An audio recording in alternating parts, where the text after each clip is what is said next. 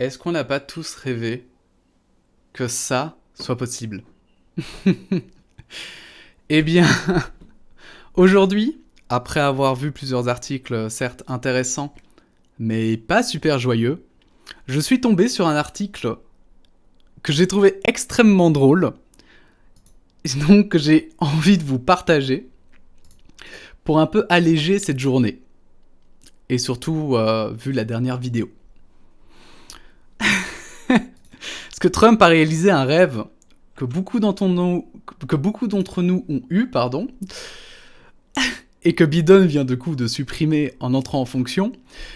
Biden supprime le bouton à Coca-Cola de Trump dans le bureau ovale. Le nouveau président a fait disparaître ce symbole des habitudes de son prédécesseur à la Maison-Blanche.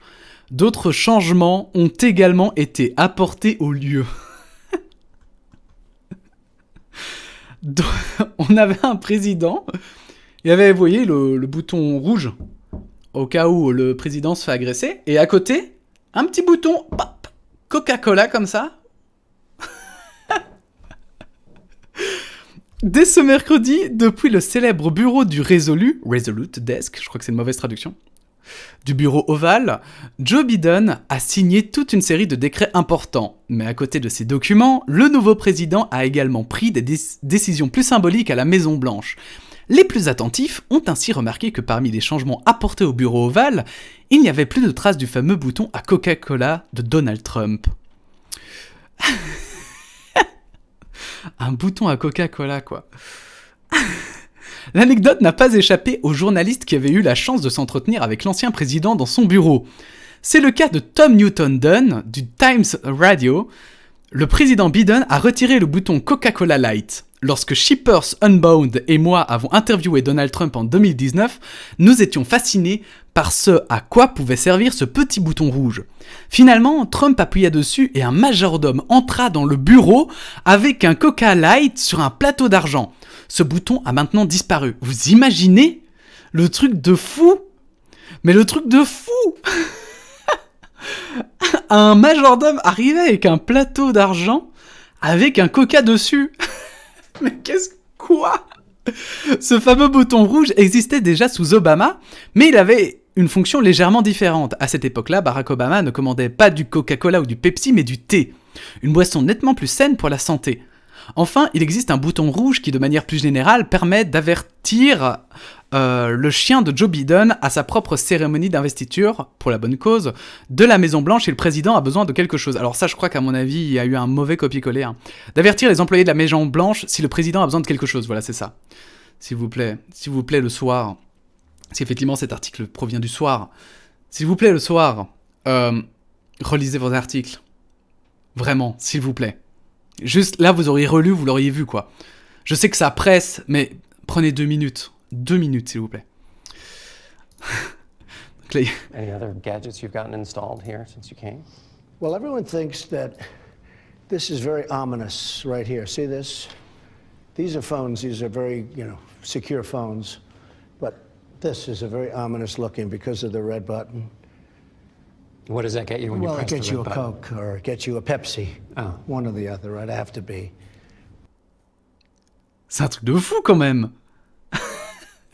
Déjà du thé sous Obama, c'est un peu genre, c'est un peu EP, quoi. Mais bon, en soi, on a déjà été habitué à voir ça. Là, carrément du Coca. Ça me fait mourir de rire. Les symboles de l'esclavagisme au placard. Mais il ne s'agit pas de la seule modification apportée au bureau ovale. Le style de Bill Clinton avait déjà été en partie restauré avec les rideaux dorés. Biden termine ce retour en arrière en y réintégrant le tapis bleu avec son sceau des États-Unis. Mais les changements les plus importants sont ailleurs. Trump avait par exemple installé un portrait du président Andrew Jackson, un personnage controversé car partisan de l'esclavagisme et de la déportation des Amérindiens. Aujourd'hui, c'est Benjamin Franklin, un des pères fondateurs des États-Unis et un fervent défenseur de l'abolition de l'esclavage, qui a pris sa place. 3 autres pères fondateurs sont également représentés dans la pièce.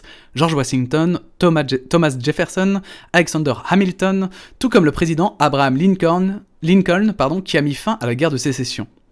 Enfin, le buste de Winston Churchill a été retiré pour en mettre 2 autres qui symbolisent la diversité. Celui de la figure des droits civiques Rosa Parks, qui avait refusé de céder sa place à un passager blanc dans un bus et ainsi lancé un grand mouvement de contestation antiraciste, et de la syndicaliste latino César Chavez, figure des luttes paysannes des années 1960-1970.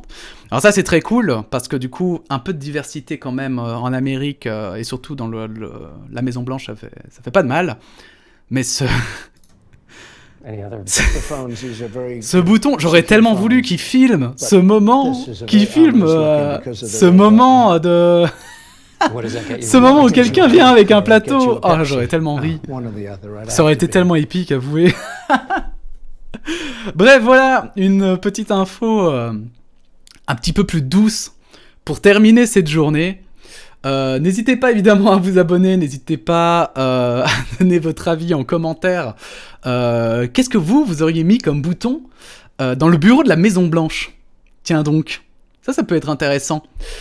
Et puis on se retrouve bientôt pour une autre vidéo, simplement. Voilà, à plus!